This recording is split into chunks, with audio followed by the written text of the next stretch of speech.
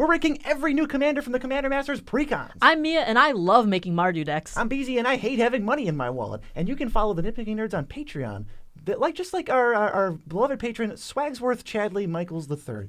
They subscribe to our Patreon. They're giving us money. They're making the channel better. You can do the same, and you might even get a cool shout-out. We're also sponsored by Cool Stuff Inc. If you use the code NERDS. At checkout, you can save 5% on your entire order, and that's more than 4%. We're trying to save you money here. This is good stuff. Cool Stuff are good people, and you can save tangible dollars. We're also sponsored by Dragon Shield. They got the best sleeves in the multiverse. Good sleeves. You can check the EU or the US links in the description, buy sleeves straight from the source, sleeve up your decks, have them look amazing, and be indestructible. Yeah, absolutely. And also sponsored by Moxfield.com, the best deck building site in the world, ever, forever. And also, there's going to be an ad somewhere in the video for Moxfield.com. You can guess where it is in the comments, but if you said you got it right, you lied. Yeah, you would be incorrect. And happy birthday to everyone whose birthday is today. All right, we have a master list of every commander. It already is ranked. You can check where your favorite commander is in the description in our master list. But we got 8 new commanders from Commander Masters Precons that we're going to fit into the master list from worst to best, and we're going to show you based on power, fun, artwork, coolness, uniqueness, everything that factors into making a great commander. This is not only a power tier list. Go somewhere else for that. You can just look at the first category for power. Yeah, this is going to be your overall experience with the commander. Yep, we're going to start with the worst one. It's Leori, Spark Touch Hunter. She's above Egon, God of Death, and below Yoshimaru, Ever Faithful, ranked 948. Blue, red, white for a 3/3 flying vigilance. When Leori, Spark Touch Hunter deals combat damage to a player, choose a Planeswalker type. Until end of turn, whenever you activate an ability of a Planeswalker of that type, copy that ability. You may choose new targets for the copies. So this is meant for your all Chandra deck, where you just stuff a bunch of Chandras in, and then when you hit with Leori, all your Chandras now get double abilities. I think this could be not that powerful because I think Planeswalkers are one of the worst types, if not the worst type in Commander, but it could be a lot of fun. Yeah, I think there's a lot of fun to be had. I mean, I just mentioned plussing or ultimating 3 Chandras in a turn to double it, and that's pretty sweet. Leori is a character we've seen before. She bonded with Luca on Ikoria, but was killed by General Kudrow. Wasn't really that important to the story, but guess what? We still have a card for it.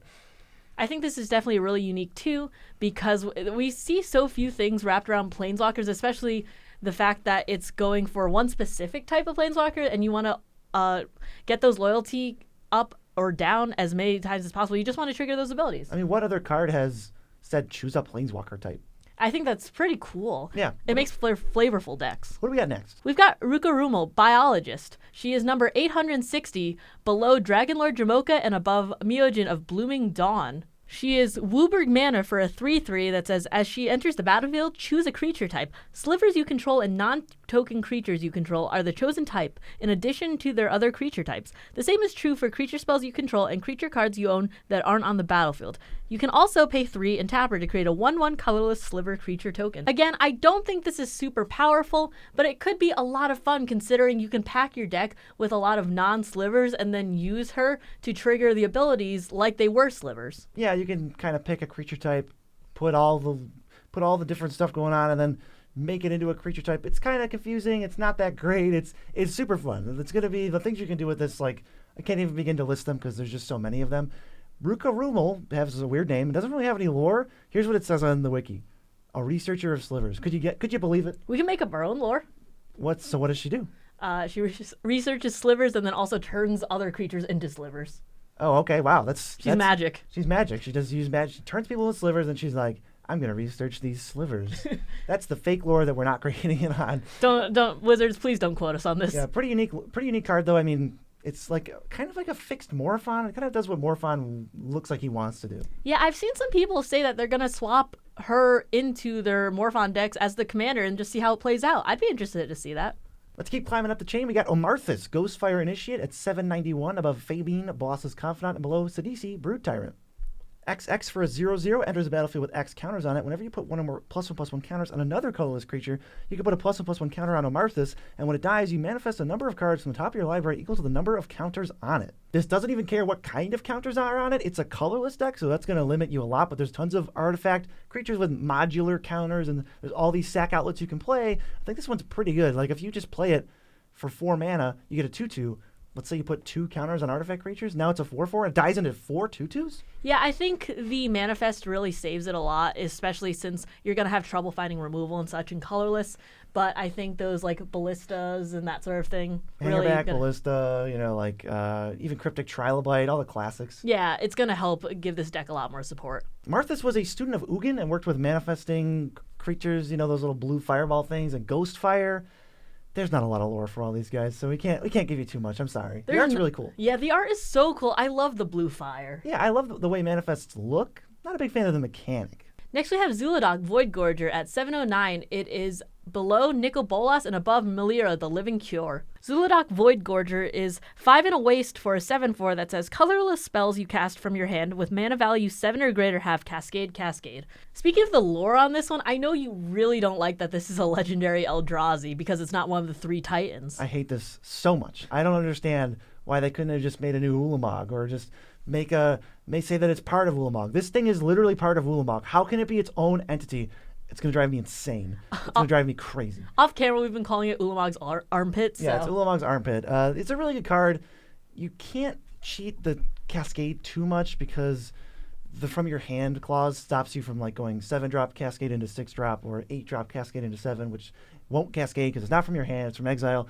It's just a good card though because playing 7-drops that give you 2 more spells for free, pretty solid. Yeah, you gotta get lucky. So if you happen to have something that manipulates the top of your deck, like the top or something, it might be a little bit better. But in general, because of the from your hand clause, it makes it a little bit rougher. Right, but it's a good card. If you have to untap with it, but once you untap with it, the opponents are in trouble. They need to figure out what's going on. Aside from the worst lore in the entire universe, God, I hate this so much. I don't know if there's much else to say. The art's pretty cool, despite being Ulamog's armpit. The art is pretty cool itself. I just don't love the fact that there's not a lot of lore on it. But yeah, it will be fun to just spin your wheels and just cast all the stuff, assuming your opponents let it survive. It has no protection. But that makes it more fun when you go off. Time to move into the top half of these commanders. It's Narcy Fablesinger at 637, above Lazav the Multifarious, and below Send Triplets. 1 white, black, green for a 3/3 lifelink. When you sacrifice an enchantment, draw a card. Whenever the final chapter of a saga you control resolves, each opponent loses X and you gain X, where X is that saga's mana value. I love all these words. They're all super unique. Sacrificing enchantments makes you think sagas, but then you can also just go other routes and find other weird ways to sacrifice permanents. I think Claws of Gix can sacrifice a permanent. There's some stuff to do. I think this is a better Satsuki because you also can get those black cards in there too. And I think this is pretty fun. This gives a new kind of twist on the enchantment deck. Yeah, I like that they're kind of pushing sagas a little bit. The sagas are pretty weak, so they need some strong commanders, and this one can do some stuff. Yeah, I don't think it's super powerful, but I think you can make some really interesting decks with it. Yeah, and I'm not sure who Narcy is. She's just some human who just sings about dying, I guess. But the art is super pretty. I love the sky background. It looks so good. You know what else looks so good? It's Sliver Gravemother. What does that do? Well, it's above Jace and below Miara Thorn of the Glade. It's at 461. And it's Wooburg for a 6/6 that says the legend rule doesn't apply to slivers you control. Each sliver creature card in your graveyard has Encore X, where X is its mana value, and Encore 5. Now, I think Sliver Gravemother actually has a lot of power behind it, and it makes it a really good sliver commander because the Encore makes copies for each of your opponents. Those effects can stack up so quickly, especially if they're lords or something. Yeah, when there's things at ETB and you just start getting 9 triggers because 3 slivers are carrying about 3 slivers entering and it just multiplies off the charts. This card is really, really strong. It's one of the stronger commanders we've seen in recent memory. It's just kind of if you let them untap with Sliver Gravemother, you're probably going to lose. It's that simple. And it wouldn't be ranked so highly, but the fact is that it has Encore itself. Yeah, you can't even really kill it. Yeah, you kill it. You bring it back, and then it goes back to command zone. You do it again, and it's okay, cool. This is a thing now. Yeah, it's got pretty solid grades for every other category. The fun, I think you're going to lose out a little bit on because if you have to kill it or die, so that's not very fun for your opponents. Art's consistently pretty good. That's modern magic for you. Don't know who this is. This is some sliver queen who rules over dead slivers, I guess. Necromancer sliver? Yeah, and on her weekends, she takes belly dancing lessons. Yeah, and goes to the park for barbecues. Yeah, she has a dog.